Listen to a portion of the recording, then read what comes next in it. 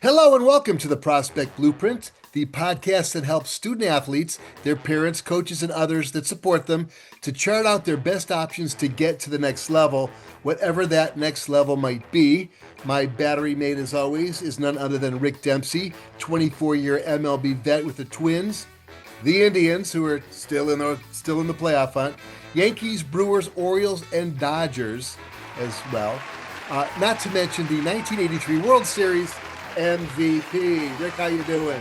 I'm good, Kel. Thank you very much. A A little pleasure. excited that we're back on track again here with a podcast, and who better than the guy that we want to get to know a lot better, taking care of this new baseball league.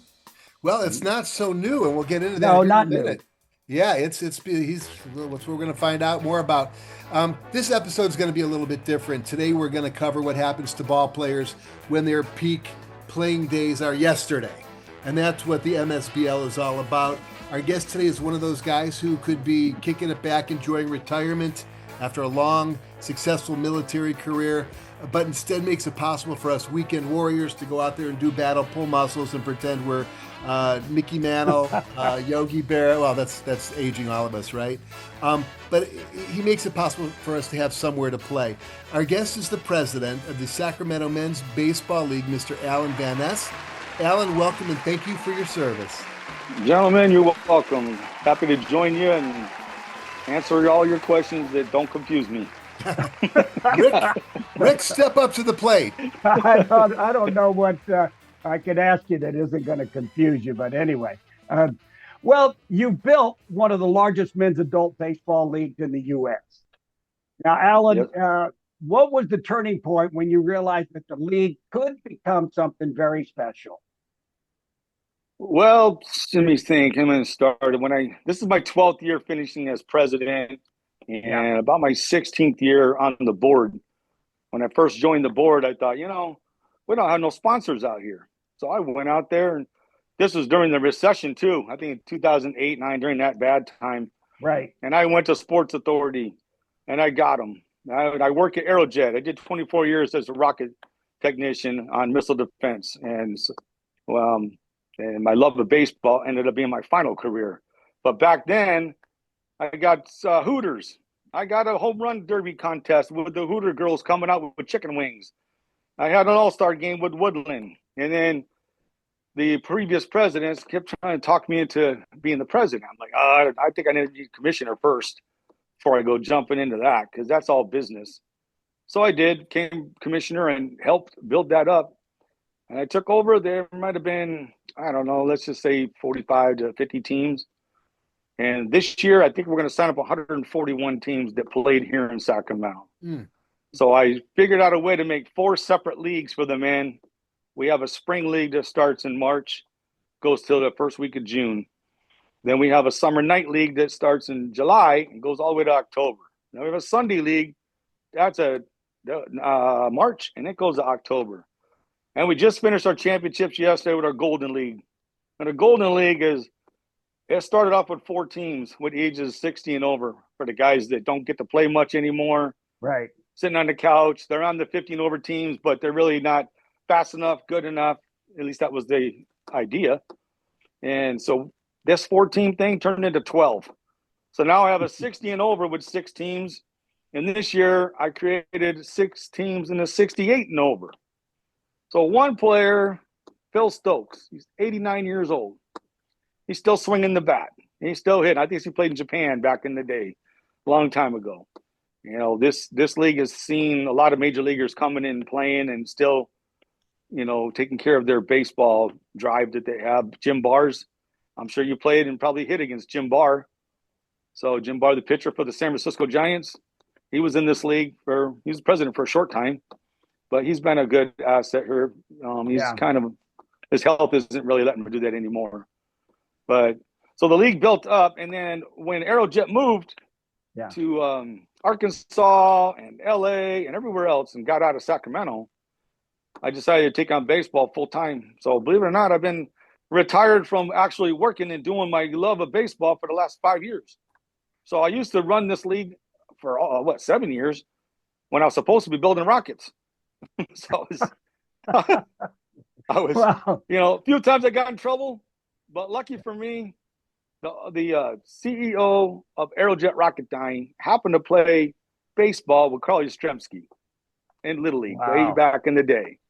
His name is Scott Seymour. He's long retired now too, but he's what made Aerojet, joined Rocketdyne, became Aerojet Rocketdyne, and they've moved on since then. They laid off. I told the board, I've been doing this free for all these years. I need a livelihood anyway, or I'm going to have to go back into aerospace. So I have a 12-member board. I have, like I said, 4 different leagues. I carry on 3 different tournaments, one big one, and almost every tournament, just about every one since I've been doing this, is a charity tournament. So last year was Shriners, did a $10,000, brought the check down to Shriners. My wife works tremendously to get this baseball league to where it is. Big events, big raffles, home run contests, whatever. This year we picked Tunnel to Towers. So we raised money for Tunnel to Towers, got people to sign up, and then we raised the money from the raffle and we submitted that for Tunnel to Towers. So we've done Make-A-Wish. We've done Wounded Warriors. I played in the Wounded Warrior game over there in Tempe in the game. So I don't know. I could go on for a long time. We don't have much time to keep telling you, but the league is really stable, really healthy. And I was fortunate enough that when I became president, I didn't know what in the hell I was doing. I really didn't. I mean, I built rockets, not a businessman. So, and Sac State has gotten to be a big college. We had our own property over there with 2 fields that the mayor of Sacramento at the time had a letter, and they donated this land, and the men built these 2 diamonds. Well, now, 25 years later, Sac State's big, and they want that land. So Sac City walked over here, walked these fields, and we're talking weeds 4 feet high over here at the Army Depot, and they assured me that they're going to get us a bigger, better facility than what you had over at Sac State. And they sure did. So I'm a former Marine, and they said, well, you can still name it McAuliffe. You can call it whatever you want over there. And I said, it's right across from the Army. My son was in the Army in Afghanistan in the war. Thank God he's home, safe, and working for a Ford dealership. He was a tank mechanic. And I said, let's just call it Army Depot Park. So they got 2 beautiful brass things. It's a gorgeous park with Musco lights, both fields. One of my board members is Mike Egan. He was one of the instrumental ones that built Fulton County Stadium for the Atlanta Braves way back in the day. Yeah. Got his PhD in agriculture, whatever. He also did the San Francisco Giants over here. And when I found all this out, I said, hey, I need you on my board. So got him on my board, and he helped me build and maintain these fields. We scheduled 835 games this year. We're also home to Sacramento Babe Ruth here at the Army Depot. So each field has about 800 games on it every single year. Well, let So me we ask got to you reach. this one question because you're going to answer all my questions before I even get to them.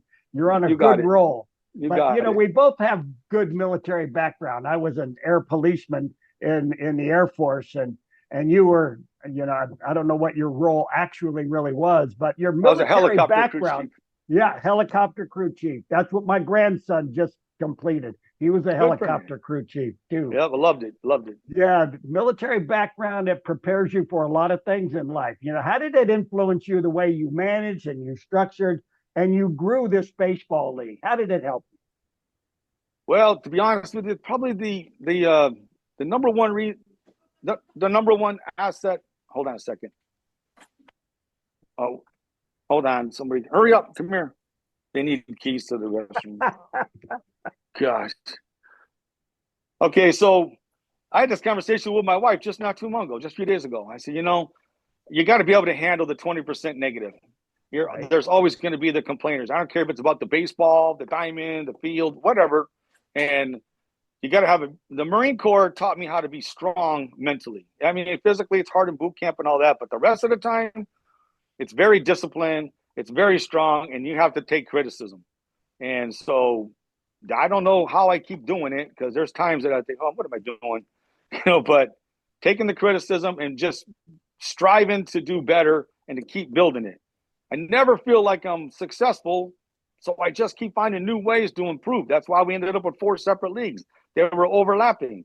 That's kind of how we ended up with the this whole world's about who you know. The grandstands, they try to rip us off when they were building this over here. They didn't know that my teammate in Arizona, when I go to the World Series, is the vice president of Southern Bleachers.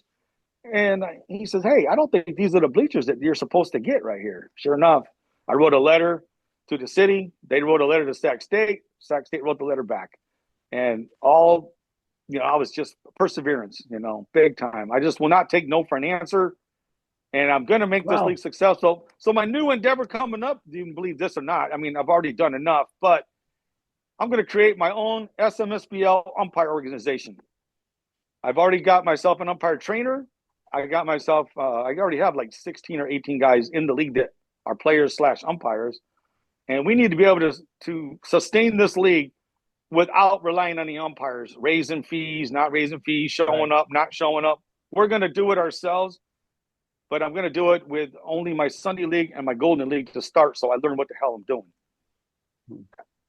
Well, you know what, Alan? Your reputation precedes you, because over the past decade or so, you become known as an out-of-the-box deal maker and management. Share an example of a decision that really paid off for you, specifically with what you've done with the playing fields location. We heard a lot of good things about that. Well, getting the playing fields was going down to City Hall and had that letter from Joe Cerna, the mayor that has a statue out front. And I said to him, what part of this donation is now not donated after we spent a couple $1 million building our own company? I was really, like I said, it was my first year as president, and I was stuck with losing the home. So then the city councilman walked over here with me and said, look, they got deep pockets and they're going to make you a nicer facility, like I was telling you a minute ago. So I just kept going and going, and having our own home and being able to build up like we do, and then trying to make a good name for myself with all the other parks and the high schools, many high schools that have other issues redoing their field. So I offer to help all of them out. McClatchy, Kennedy, Burbank. I've been doing lots of high schools and let them come here and schedule around them, because I know down the road, those are the kids that are going to be playing in my league. The same thing with the Babe Ruth. I know this is where they're going to end up. You play ball from age 13 to 18 on the big diamond, trying to learn it and get going. They don't all they love baseball, but you're going to play here from 18 to 80, literally. Yeah. Which is really, it's interesting, because that segues perfectly into our next question. And that's because I played this league too, not in SAC, but here in LA. And there is a process for players to get into the league. What does your process look like for drafting players into the league? And then you alluded to it earlier. What happens to those who don't make the cut? Is there a division for the lame and less talented? Yes, I have. I break it down to 3 different levels. I have nationals, always the highest level, then the American, and then the Central, kind of like they do in Arizona, the same way. When they hold on a second, hurry up.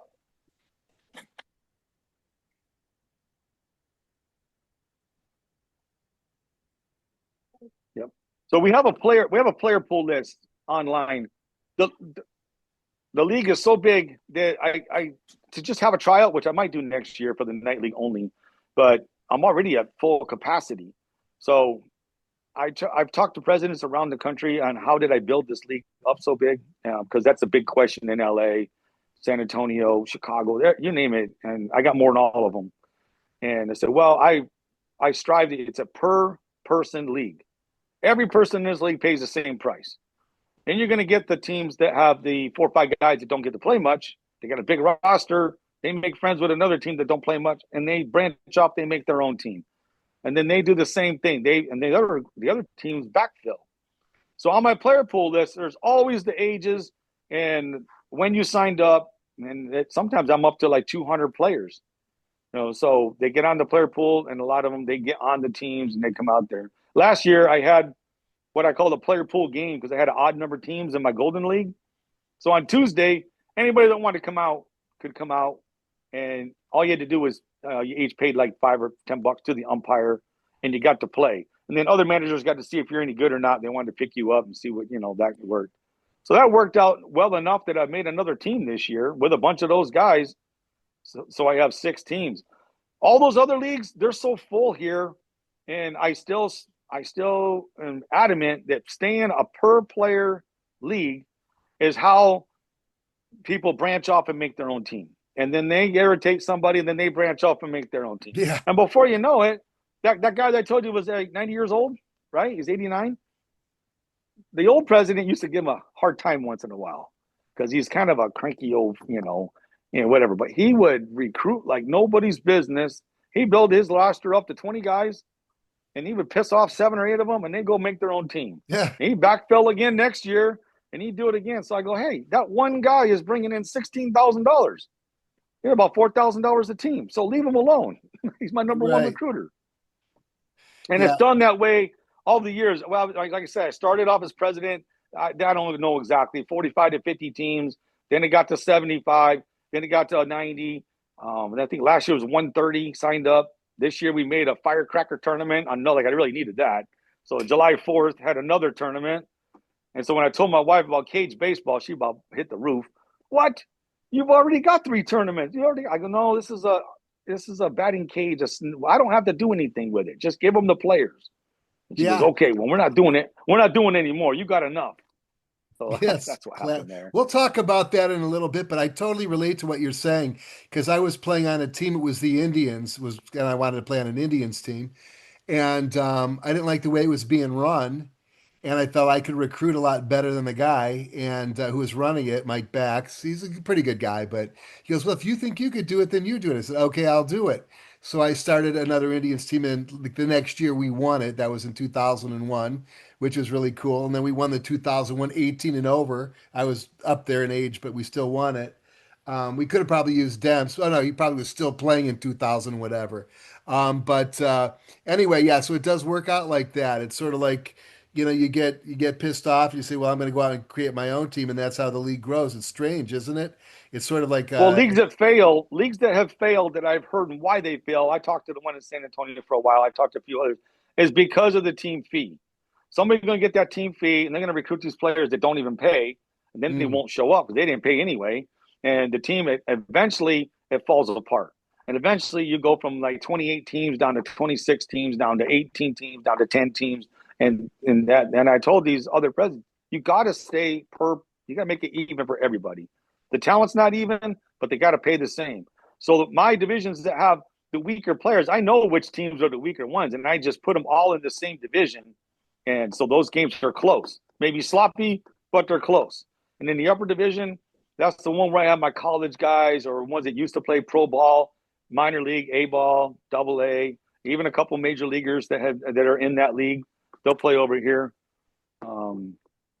I gotta think of his name right now. The pitcher, he's got 2 World Series rings for the San Francisco Giants. So, yeah. Oh God, not Lincecum. He's got to be smoking weed. No, it's not Lincecum. Right. No, it's not him. Well, it'll come to you. We've got. I'm going to cut this part out, but we've got like 8 minutes left on this, so I'm going to have to send you guys another link in about a minute. Okay, so I'm going to ask one more question now, so you got about 4 minutes to answer it, and then we'll hang up. Keep your heads where they are. Remember where you're staying, because I'll get you a link in a couple seconds. But okay. here's the next question. So you still pitch in the 60 plus division, and you throw complete 9 inning games. What's your secret to staying durable and competitive at this age? Because that's a lot of innings. You ain't kidding. I pitch a lot. Look at my finger. I've got a broken finger from the playoff game from last week. I had 3 shots right up the middle. I was supposed to go to lunch with you, and I was in the ER. So, yeah, it just happened to hit straight on my glove. And then I don't know if they broke it when they were trying to get my ring off or what. But then I had 2 more line shots right back there. But, I've been a knuckleballer like a Wakefield pretty much my whole life. When I was younger, I had a pretty live arm too. So it really would mess up their timing with doing that. And I could throw the knuckleball for a strike pretty much any time of the count. So my catchers used to laugh and say, Jesus, you got pitch backwards, 2-0, 3-1. You're expecting a fastball. You throw a knuckleball and it's a strike. Now they don't know what the hell they're doing. So yeah, one umpire. My very first World Series ring was in 2009, and the umpire was from San Jose. And he comes up, he says, "Man, you just gonna give up on that pitch, are you?" And I said, "Well, Blue, I keep thinking one inning you're gonna get on board." He laughed. Lord. So I won the game 13-1, got MVP, got a nice, beautiful bat that I have in my trophy case there. This baseball life has been so rewarding. 2015, I got MSBL Man of the Year. 2018, I got the Sacramento Hall of Fame. And then 2023, I was elected into the National Hall of Fame in Arizona. So that's probably my biggest, best, proudest one is probably the Man of the Year one. It kind of caught me off guard, and it happened to be the same year that they didn't even know that I got this, as I got Volunteer of the Year from Aerojet in 2015. So I got a beautiful glass trophy there. It was just a good year. So that's when I realized I'm going to stick with this baseball and make this my final career going in. Now I'm going to my 63 here, coming up pretty quick. I do throw a lot of 9-inning games. Hell, I pitched another playoff game 2 weeks ago on Sunday League, and I lost 2-1. Both runs were scored on errors, but that's how it goes. And then this one here, same thing. I threw 144 pitches and I lost again, like 6-3 or 6-4, whatever it was. And I was like, we just couldn't score. And there's a lot of errors in the 16 over league, but when we don't make errors, it's a fun, good game. So I'm just blessed. Knuckleball keeps me going. For your question, yeah, I can throw it forever. The old what? Let me share with you real quick. I don't care how old you are. I mean, here I am in my 60s, and one of the guys that played pro ball in the minors, a great pitcher in our league, he showed me a different way to throw a changeup. And I swear, I can control that changeup better than I ever could in my whole life. So now I'm getting all these swing and misses, and it just blows me away. I'm like, God, it sure looks like you're batting practice fastball. How the hell are you missing it? but they do. Or they roll over it, and they hit a ground out to short, get a lot of ground balls. So I've been doing a lot of changeups too. When then I'll pop in a couple fastballs that they think I can't throw, because I don't need to. And they can all hit that. I can hit that too. Lord. So, Alan, how do you balance being both a league commissioner and an active player? Do you ever have those roles clashing? There's a little joke out here at the Army Depot where when I'm here, whether I'm playing, I mean, this is like my job. I come here every day, take care of the fields. I have a maintenance guy that works for me here. Like I said, I have a 12-member board.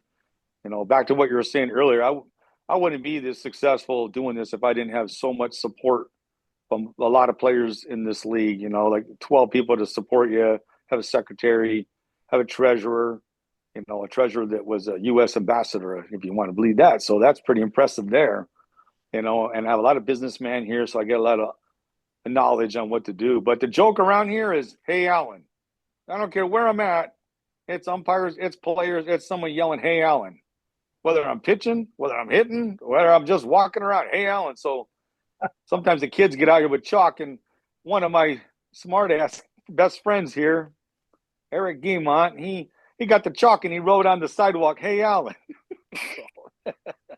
So yeah, I don't know. I try to separate and not play at president and especially after the game, because over here, a lot of guys, post game where we're drinking our Coors Light and reminiscing, how great we used to be, talking about all the errors and giving each other, the business about screwing up, because it does happen a lot once you get older like this.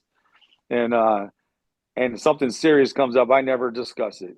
I say, well, I'm not going to discuss anything the official, whether it's umpires, players, or anybody else. If we're sitting around post gaming and doing that, I'll deal with it later. So send me an email.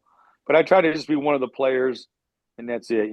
So it took a while because I was nerve wracking. And back in 2000, when I take over, May of 2014, and so it used to really bug me because I didn't know what I was doing.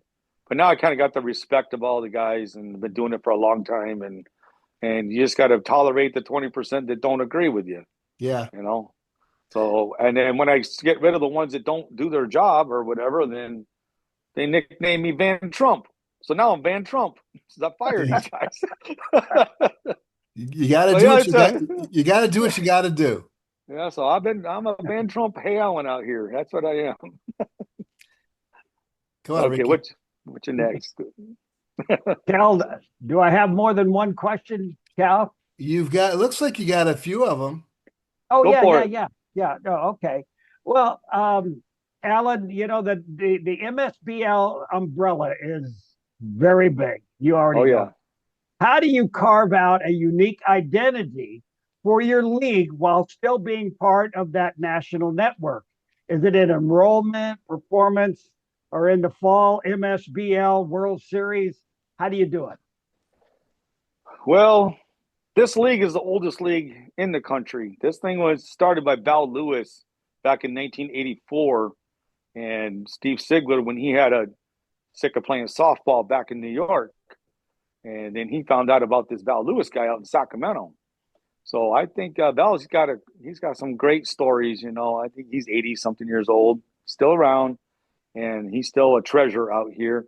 And I'm just lucky to be leading this league. You know that those guys started, and then other presidents after that. Jim Lords, Jim Tigritt's probably been one of my big mentors. He was president twice. You know, Lanny Ropke, another one, and these guys kind of like groomed me to go. But now, finishing this year, I'm the longest running tenured president ever in Sacramento. And I got a good relationship with Steve Sigler back in New York. I talk to him damn near every day, if not every week for sure. And he calls us his MSBL gem. And we got 70 something World Series rings just in Sacramento. You know, so this only California is very, very baseball rich. You know, I'm sure you guys probably know that. And then when you look at our leagues and you see how many people, how many teams are playing, and there's almost 1,000 players, separate players in this league. You know, and then Tri Valley's our little cousin down there, and they're very successful as well. And a lot of those guys, they drive up here hour and a half, 2 hours just to play in that Golden League. A lot of those older guys, because they're all retired. So we play 10 o'clock in the morning. The 68 and overs is Monday and Tuesday. And Wednesday and Thursday is the 60s and over. So there's games all week long. And then night league is 18, 35, 40, 50. And then Sundays, the same thing, all day, Sundays, you know, all the divisions. But yeah, I don't know. I'm successful from all the previous people that laid the foundation for me. Yeah. Well, what strategies have worked the best for you recruiting the new teams and the new players when kind of like all the older guys are getting ready to hang it up? You know, they're getting tired of organized sports or they're getting too old to do it. But what strategies have you done to keep them alive? Well, it's kind of a weird subject, huh? It's like I bring this up and I say, yeah, it's nothing no one really wants to hear. But the fact is, this Golden League's been around now about 10 years, 9 or 10 years now. Yeah. You know, it started with just a 16 over, not a 16 over, 8 and over. Nobody's died. These guys, nobody has. I mean, there's a lot of teams out here. Yeah. And we've lost many players in the 50 division. You know, one of my best friends, my Marine buddy, I have an award out here called the John Daly Sportsmanship Award.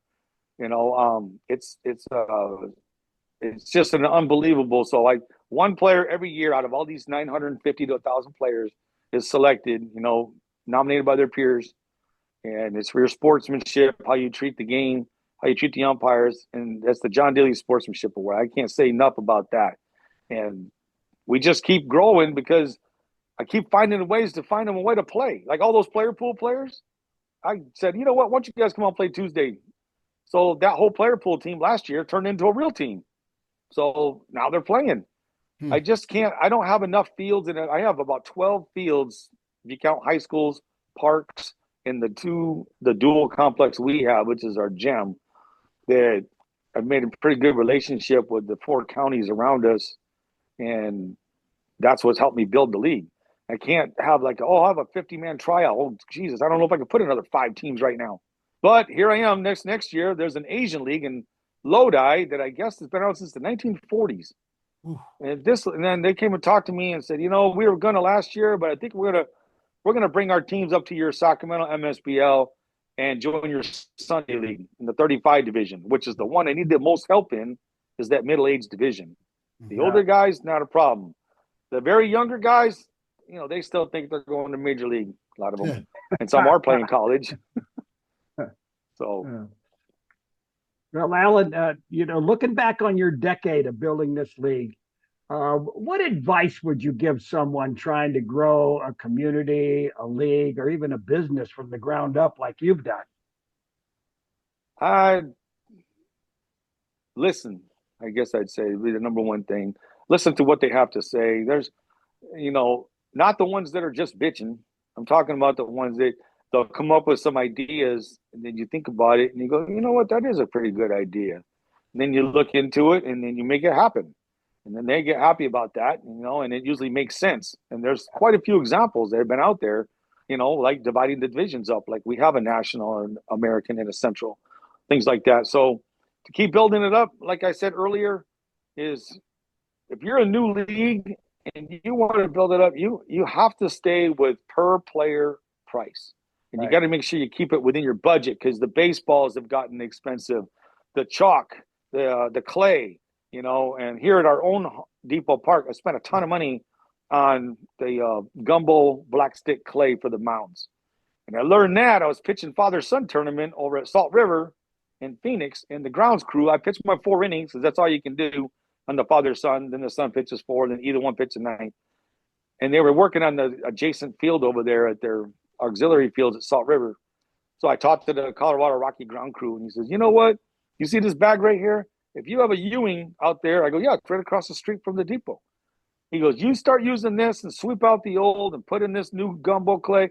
These kids ain't going to be able to dig big-ass holes down in there in front of the rubber and wreck your diamond like that. And eventually your mound is going to be solid like you see out here. So we get complimented all the time from these mounds and this field, and and then even myself, I go to one of the city parks that I really like every Friday, and then the city lets me put a riding John Deere lawnmower because the city mows it to 3 or 4 inches. Well, that just isn't good enough to be playing baseball, especially in the infield. The ball never gets through. So I go over there and I bring my truck at 2 o'clock every Friday. I go over there and I mow it so the night league game gets a nice field, and Sunday it's good and Monday it's good. And so I get down to 1 inch. And so making a good relationship with those other parks in those other cities and where they trust you and they let you help fix their fields, it goes a long way. Yeah. That's the number one thing, is listen to everybody else. Try to improve. Never feel like you're at the top, because you really aren't. Be helpful. Yeah, makes sense. Last question. So, as you know, Rick and I have the Cage Baseball League. Rick's the commish. So, in essence, what we're trying to do is have MSBL, and certainly, what you're doing up there with the Sac MSBL, become a feeder or partner for the Cage Baseball Hit Tracks League, which is an off-season, bad weather winter league that uses pitching machines and a really cool MLB game simulator. So you get that A swing in, you get 10 to 12 at bats in an hour and all that good stuff. How do you see this benefiting your league and the members of the Sacramento MSBL moving forward? And why would you recommend that folks get involved? Because you've been very helpful, and we appreciate it. And this Cage Baseball is definitely new. And when you were up here, I'm sorry I didn't get to meet with you. I would have liked that in the ER instead. So, but I got some pretty good. I talked to some people just yesterday when people came out to watch that 16-over championship game, which was a great game, 7-6, top of the ninth when they somebody finally scored. And then bottom of the ninth, great championship game. And some of the guys were here that you interviewed, like Dan Pearson. You interviewed him. He said, "Yeah, that was a lot of fun. I'll definitely join. Get some 5 or 6 players to go." And then I was talking to one of the other guys on the way down here today, and I'm trying to make a list to help you guys out with this cage thing, with these other batting cages around here. And I guess maybe you've talked to them. There's one called D-Bat. Have you talked to that? In Elk Grove? Down in Elk Grove. Yeah, they're good to go. Yeah, so one of the guys at my catcher, actually, in my 16-over league, I'm going to go with Phoenix to the World Series with me. He's gonna join and be over there. He didn't get to make your demonstration up there, but that's what I was telling you. The area is so big, and there's cages. There's ones in Auburn. There's one like Brian's in El Dorado Hills. There's a few in Sacramento. There's some that I didn't even know about. Like you already knew about this one. So I'm trying to spread it with the whole league and I will send a blast to all the players in the off season, but right now I have 14 championships in the last 2 weeks. I got one more left. This is going to be this Sunday. It's a rubber match because it's the best out of 3 series, and it's going to be a good one. The El Dorado County, one of the sheriffs, he's the main pitcher, and he plays either I think A ball or double. But anyway, the guy throws freaking in the 80s still, so he's going to win. Yeah, pitching will get it done. And then that's the end of my championships right there. Now people are practicing for Arizona. Sacramento we're the gem. We send 17 teams to Arizona every year. Father-son division, 18 all the way to the 80 Solons. I mean, like I said, there's 70 World Series trophies. You see a bunch behind me that are right over there on the wall, and this is just a sample, And then now I give really nice trophies. As I don't know if you can see in the middle shelf that glove. Yeah, that's a beautiful glove trophy right there. I give that to them every year for the Capital City tournament. I make it really fun out here. I mean, once we got our own complex, this is year 4 now. It used to be called the Best of the West. It was in Woodland. Well, that league, kind of like I've been saying, you don't grow. It's going to go the other direction, and that's what happened over there. They only have 8 or 10 teams, I think, and it's not really that big. So some of the guys here, hey, we got a brand new complex, and we got lots of parking, and we can barbecue. Let's just make our own. So I changed the name. It's not Best of the West anymore because we're in Sacramento, and Sacramento gave us this land with a 10-year lease for us to take, and we have to pay the water bill and the light bill and all the maintenance, and it's about $10,000 a month, so it's not cheap to run this thing. Wow. And we get to run our own amateur baseball league, and I think we're the only one in the country that's been able to do that. So that's my full-time job, is making sure this thing gets the bills paid, get the right people to support me, and that's how we just keep building. Well, maybe we could help you get some of those bills paid. That might be, I think that might be actually a goal, right? If we could. Well, I got so many players. I want to help you guys, and I'm gonna you sent me an email a few days ago, and as soon as I get done with this and I get this other issue, then I'm gonna be sending the blast and trying to get those guys to coax in there and to sign up. But Cool. I need to know is I'd like to put on my website, okay, these are the batting cages that have cage baseball for you to go. Because not everybody that lives down in the Elk Grove area is going to want to drive all the way to El Dorado Hills or to Auburn. I mean, they'll do it for their 9-inning game because they have to do it 2 or 3 times a year. But to go every week, you got to find them in the local area. And I have so many players in this area. Placer County, there's a ton. So I think there's another one that's out there. It's called Baseball Addicts. They even got a truck that runs around town. They run right in front of me. I guess they got a hit tracks and they got a cage. So, probably what's today? Thursday. I don't know if it'll be tomorrow or next week. I'm going to stop by in there for you guys, have a talk with them and see what they got and see if I can connect a little, because there's a lot of baseball in Roseville. Roseville is very, very good. Yeah. Hey, Alan, I really appreciate you jumping on board and everything like that. It's been a great convo. Rick, any last words?